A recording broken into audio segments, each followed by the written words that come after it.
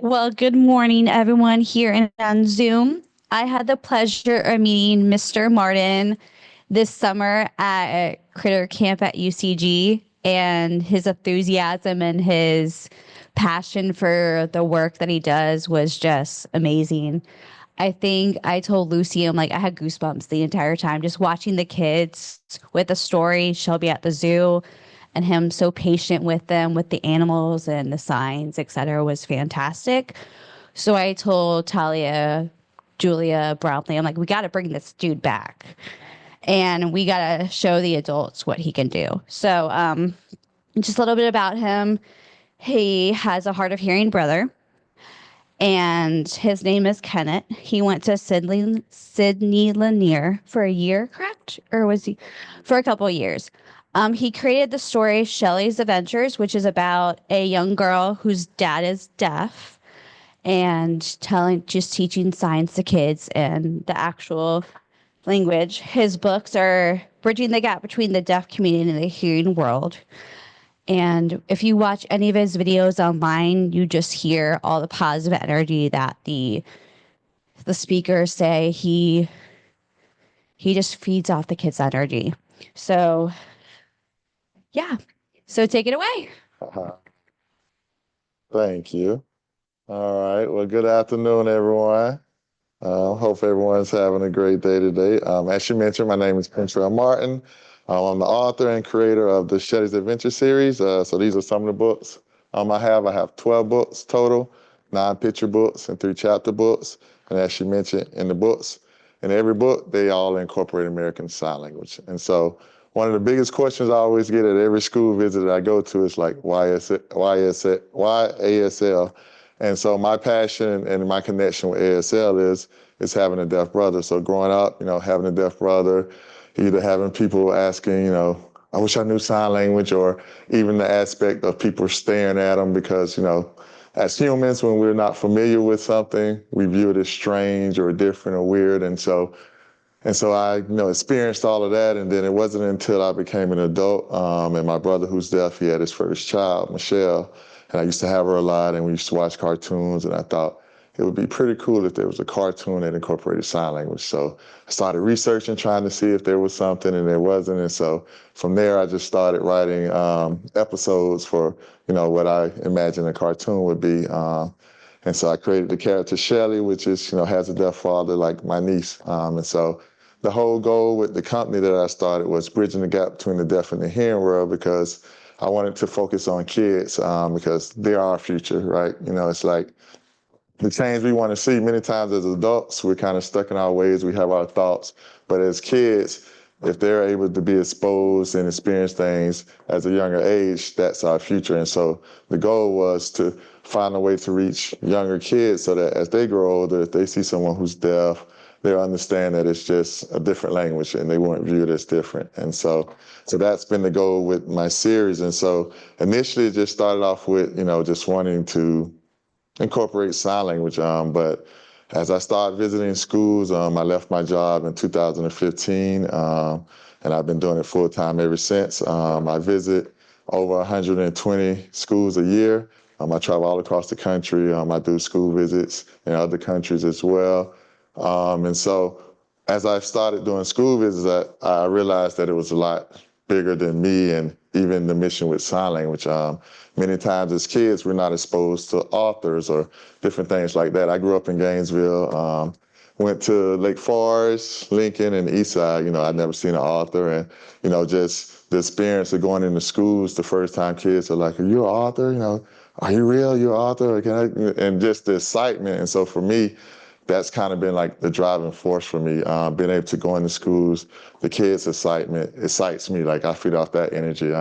Like I travel a lot, and many times I am tired, I think I was telling someone like this weekend is the first weekend I've been home for 2 days since this first week in January. I've been traveling across the country on tour. So for me, it's just going in, and many times when I get to schools and I let the teachers know that, the kids should know at least 30 or more signs by the end of the presentation, most times people are like, good luck with that.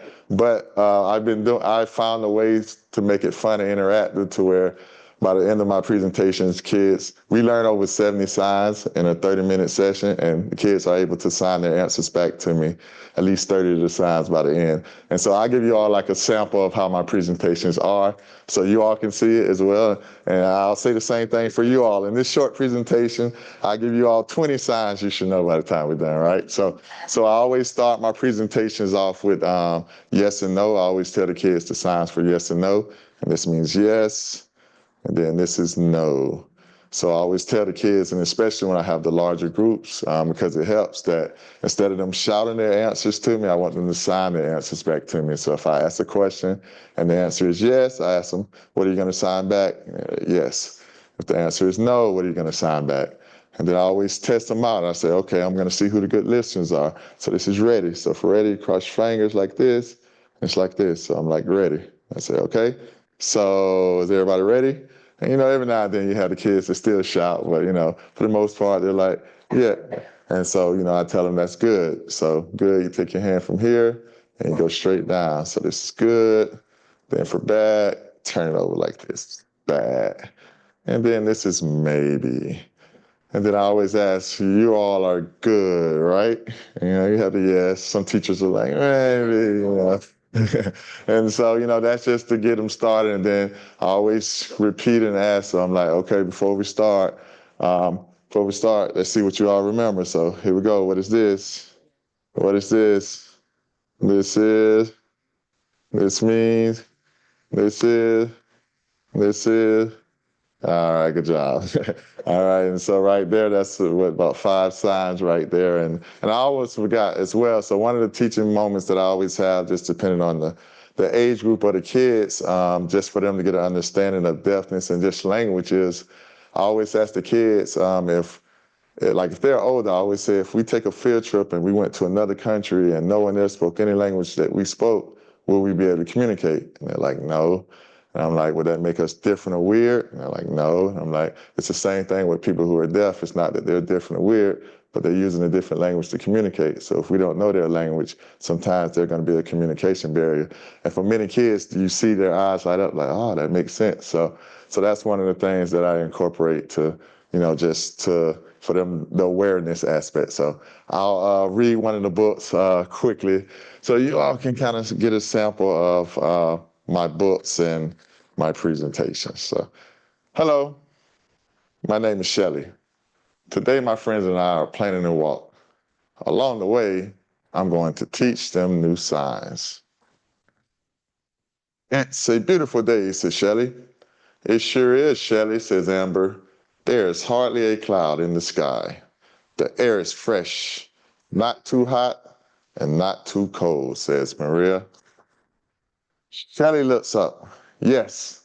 Did you see how bright the sun is? She turns towards Amber and signs sun. So this is sun. So I always tell the kids it's like the sun is shining out on your head.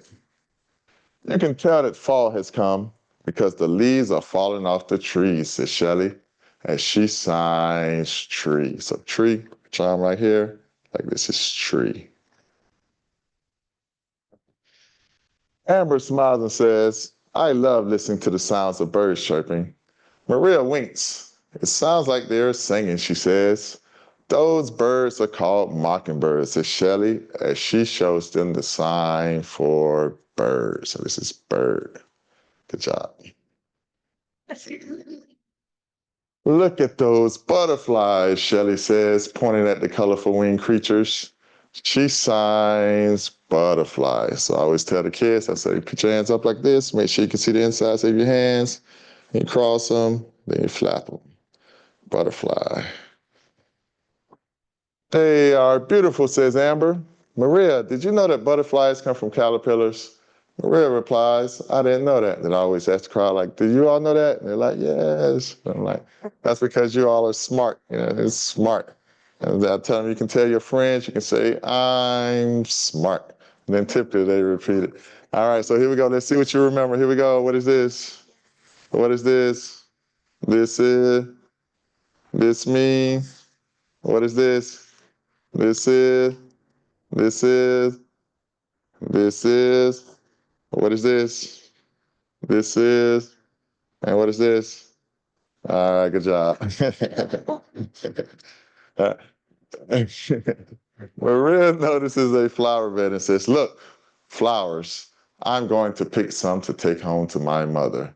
Me too, says Amber. She skips to the flower bed. Me three. I love the scent of flowers, says Shelley. She sniffed the blossoms and shows her friends the sign for flowers. So flower, get your hand from here and go from cheek to cheek. Flower. All of a sudden, a cat darts past the girls. Maria jumps back and says, whoa, that cat scared me. It ran by as if it was in a race. Yes, that cat looked very scared, says Shelley. Maybe it was running away from something. She signs cat, says cat. The kids are usually like, because the whiskers. Amber jumps up and shouts, you're right, Shelley. That cat was running away from something. Two large dogs bolt past them. Shelley says, those are very big dogs. No wonder that cat was running away so fast. She signs dog to Maria and Amber. So for dog, I always set the patch aside. It's like you're snapping, but I can't snap. So usually kids can relate. So I tell them, if you can't, just pretend to snap. But if you can, you snap. So this is dog. All right, let's see what you remember. Show me the sign for yes. What's the sign for no? Good job. What about ready? What was smart? What about good? Good. What about bad? Bad. How about maybe? Sun. Tree. Forest. I ain't do forest. Bird. Butterfly. What about flower? Good job. Cat. And what was dog? Good job. And so depending on the group, like with the older kids, I may add like 8 more signs on this break. Like I said, teach them your, my, you, me. But if it's the smaller kids, like pre-K, sometimes I just make them forget, show them the sign forget. And I tell them you can say, I forgot. They're like, I forgot. That's my favorite sign. The girls continue their walk. A few yards ahead, Shelley stops abruptly. Hey, do you feel that? She says, holding out her hand and looking up to the sky. Feel what? Says Maria. A moment later, the rain starts falling. Here comes the rain, says Shelley. She shows them the sign for rain. This is rain. And I always tell them, and this is the kids' kind of favorite part, I always tell them if it's raining really hard and really fast, you go really fast like this, and they go crazy doing that. Then I have to slow them down, but if it's a drizzle, you go slowly, and then if it's normal rain, go a little faster. But if it's raining really hard, really fast, what do? And they're like, a few minutes later, the rain stops and the sky is blue again. Amber points up and says, look at that. What is it? Says Maria. Amber waves her arm in the air and says, over there. That say rainbow, says Shelley, as she signs rainbow. So rainbow, 4 fingers, and it's the shape of a rainbow. Good job. I think it's time for us to turn back, says Maria. I think you're right, says Amber. Shelley looks at her friends and says, come on, let's go home. She signs home and they all walk happily back to their houses. So this is home. And I always remind them there are many signs in sign language that look the same. So like flowers go from cheek to cheek, home, from ear to chin. So this is home. And then this is finish. And then at the end of every story, we do a review, we do a test. So now I'm about to test you all out, see what you all remember. All right, so here we go. What is this? What's the sign for no? What is this? What's the sign for smart? Smart. What is this? What's the sign for bad? What about maybe? What does this mean? And what is this? What's the sign for tree? Bird. Butterfly. What is this? What's the sign for cat? What is this? What's the sign for rain? What about if it's raining really hard? And what is this? And this means, and this is finish. All right. Then I always, finish. And then I always teach them. And I always say, I want you all to give yourselves a round of applause, but in American Sign Language, and we do this. And then I always ask the kids, why do they think we clap like this in sign language? And then some have good answers and guess. And like I explained to them, if we're in a really big room and if there's somebody deaf in the room, if they're behind us, and if we start clapping, would they know that we're clapping? And they're like, no, because they can't hear the sound. So explain to them we clap like this so that if there's someone in the room, they can see our hands. And then we typically at the end, we go through the ABCs. I do the colors, we do numbers. I teach a little conversational signs to where we do a silent signing game to where based off all the signs that we've learned, I give them a minute and a half to where they have to have silent conversations without using their voice. But if they use their voice, they're out. And so make it interactive like that. So that's pretty much my presentations. I read different books depending on the age groups during my presentations, but that's pretty much the gist of what I do. And so my ultimate goal is still to get back into animation and live action. And so like I just was at an event in California last week, and I met some of the heads with PBS and Mattel. So they want to continue to talk. So hopefully that's something that, I can continue to do. But that's my ultimate goal regardless. If that doesn't, I'm still going to continue doing this because, and our kids always ask, how many books you're going to write? How much?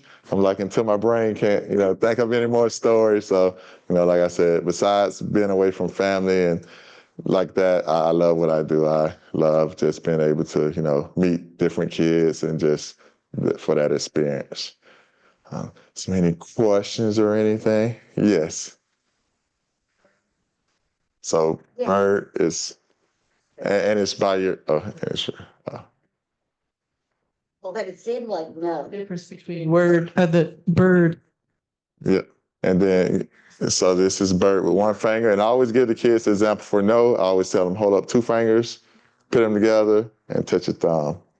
Yeah, so no, so that's always because sometimes the kids are like, my fingers, I can't. So I'm like, just hold up the number 2. They're like, okay, I'm like, put them together. And then you touch your thumb. So this is no. And then, so one of the things like with sign language as well, like a lot of facial expressions and stuff are required, but sometimes with kids just being so young with different things like that, just me trying to implement the basics aspects of it. So there's times where, at the end of the day, if they're meeting someone who's deaf and they're doing it, the deaf person will understand and they may correct them with the facial expressions or anything, but just getting them the understanding aspect.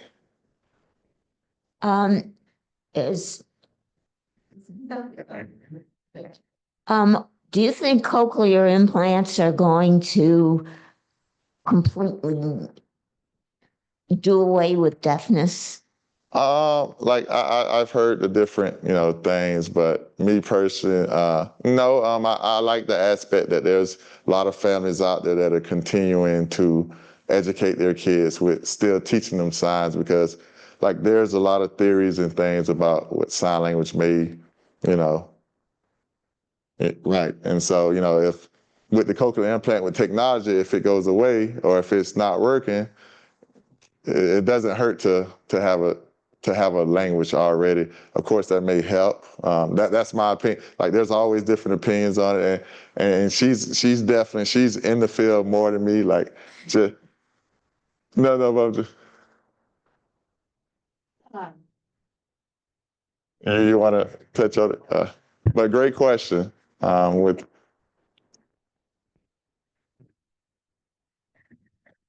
So hi, I'm Denise Felenius. I'm a speech and language therapist that works at Norton Elementary here in Gainesville. We have the Deaf Hard of Hearing program for pre-K through 5th grade. So if there's kiddos in the district whose primary communication is going to be ASL, or they need interpreting services, they will come to Norton.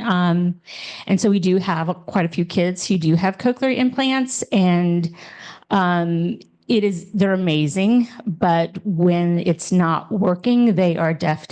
And so we do encourage the families to teach sign and to learn sign and incorporate sign for those times when they're not wearing their processor or something has gone wrong and it's not working correctly. So I don't know if that answered the question, but yeah. And I want to add a little bit to, and it's not with the cochlear implant, but many times, like even having a deaf brother, there was many things about deaf culture that I didn't know or understand until I went back to school for interpreting. So there's many things that it's obvious, but it's not obvious because you don't really know. So for example, I wanted to be, when I went back for interpreting and thought about being an educational interpreter. And once I realized, like, many times these deaf kids, they're growing up, if their parents or the people around them aren't signing them yet, they're entering school without a language yet. Like, so that interpreter, whoever's coming, that's going to be their first language model. And for me, I didn't want that pressure, to be on that. And so many times that I explain to the younger kids as well, many times we think American Sign Language is the same as English. It's not. It's its own language. So many times if we meet someone who's deaf and we write something out to them, and if they're writing back, we're like, what's wrong with them? Or it's illiterate or anything like that. We don't realize that American Sign Language, English is a second language that they have to learn. So many times if kids are growing up signing and if they're entering school and already at home they're signing, their language level is going to be equivalent to their peers. But if they're entering school without a language yet and they're just learning, they're already behind their peers with reading and everything. Yes. So the statistic is 85% of deaf children are born to hearing parents. And in that, there's very few parents who embrace the culture and learn signs. So when we get a 3-year-old, often they have no language. No, they use gestures, but they have no way of communicating. And so we have to start there. So they typically are behind their peers by at least 3 years. Yeah. And so that's what I explain to kids. So then it makes sense to them, right? And I tell them, I say, okay, if I took you to somewhere else and they write something to you, do you think your writing back is going to be good? Even if you know a few words, it's going to be broken, right? And so it's the same things, but many times it's easy to really judge a deaf person or something to think that there are many deaf people who are extremely smart, but their second language of English isn't good, but just conversational wise, their language is great, and so many things like that. And so I try to educate, especially students. So like I said, like they're our future. So if they're aware of this, many times that can change the perception of when they get older and they meet someone who's deaf, they understand like the struggle in between. So did you grow up learning how to sign from your parents and your brother? My brother, his friends, his teachers. I used to like spend a lot of time around like my brother in school and stuff. Did your parents sign or not? My mom signed some, but not a lot. Like me and my sister signed a lot more than my mom. She did. And then even then, resources was like, even his friends, like it may have been one more person in Gainesville. Somebody was coming from Live Oak. So they were busting them in from different places. Now it's a lot more exposure and resources, but especially like late 80s, there wasn't a whole bunch. And then I was wondering if there's any crossover for the words with other languages. Like if you're like Mexican American and deaf, do you speak a totally different sign language? So American Sign Language isn't universal. So most countries have their own sign language. And then American Sign Language is, correct me if I'm wrong, but it's closer to French Sign Language because the person who came over was a French signer. American brought him over and they started the deaf school. So from what I've seen, with some French signs, they're very similar to the words. But again, it evolves, right? In American Sign Language, it has different dialects. It's regional as well. You go to different parts of the country, and there may be a certain sign that they use there that we don't use here. So it's just many, many different languages. I'd like to know that you do all your own artwork and stuff for these books. No, ma'am. So I use a company The e-publishing, Illustrated, they have an illustration company, and I'm not, as I tell the kids, if I was drawing, everyone would look the same. They would be stick figures. You wouldn't know, the characters. So yeah, that's not a skill that I have. I just wanted to touch base on like you were saying that it's very different, so for example, Cuban Sign Language, Spanish Sign Language, British Sign Language, they are all very, very different. And even within the United States, because deaf culture is very pocketed, there's not a lot of, now it's changing because of the internet, but back in the day, there were small groups of deaf communities. So for example, to say happy birthday, there's actually 100 established ways to say happy birthday in American Sign Language because of all of the different pockets of culture. So it's pretty cool. Yeah. Thank you. Would you show us the sign for love? Because that seems like that's a popular one. Love, or, and one of the signs that I teach the kids at the very end, I was like, if you want to tell your parents, your teacher, the one you love, without even saying a word, without using your voice, this is I love you. That's a sign for love. I love you. Oh, that's fine. Yeah. Like you really love it. Like if you really, it's like you really love, Yeah. Any other questions or anything? No? Thank you so much for coming. So I'll show you the last sign. Well, I always show you did the love. So the last 3 signs I always show, I always tell them this: thank you. Like thank you for kids. It could be confusing. Sometimes they're like, I thought that was good. Good goes to your other hand. Thank you comes out like this. It's just thank you. Then the I love you sign, I always teach that. And then the last sign that I always show the students is see you later, alligator. So see you later, alligator. All right. Well, thank you all for, coming out and hearing my story. And I hope that you all enjoyed. Oh, yeah. Well, thank you. As I age and can't hear them very well, because they have their own pace. This would be very useful. Yeah. Thank you. And one of the things I always tell the kids and everything, right? Like, it's always cool to, even if you don't know anyone who's deaf, like knowing another language, like for me, I think that's cool. Like when I meet people who speak different languages, like I love that. And like, like even for example, when I did my first school visit in Greece 3 years ago, I go there every year now. Like it's schools over there that bring me back, but I didn't know what to expect, right? Because they have their own sign language in Greece as well. But kids are just excited to learn new things, new languages. So for them, like it was added on. Most of them knew multiple languages anyway, but so American Sign Language is just another thing that was added to it. And so from going to Greece to Sweden, the kids nothing changes amongst the kids with their, wanting to learn, the new language. So. Any overlap between Greece and American Sign Language? No, I don't. Well, I've seen some deaf people signing, but I didn't know what they were saying. So I don't even know. Like, I have no idea, like, how, like, their signs even look. Like, for example, I met someone who was, it was like British Sign Language, and it was like the alphabet, I think, or it was like with 2 hands. They were doing it with 2 hands. So I wouldn't be able to, like I always tell the students, like, if I meet someone deaf in another country, chances are we probably wouldn't be able to communicate. Unless there are many deaf people who know multiple sign languages. Like, they may know, the sign language from different countries. So, because like I've met deaf people who've traveled and, they've had to learn the sign language for the countries that they were in. It would seem like rain would be pretty universal. It depends. Like, what is it in Greece? I have no idea. That's what I'm saying. I don't know any words in the others.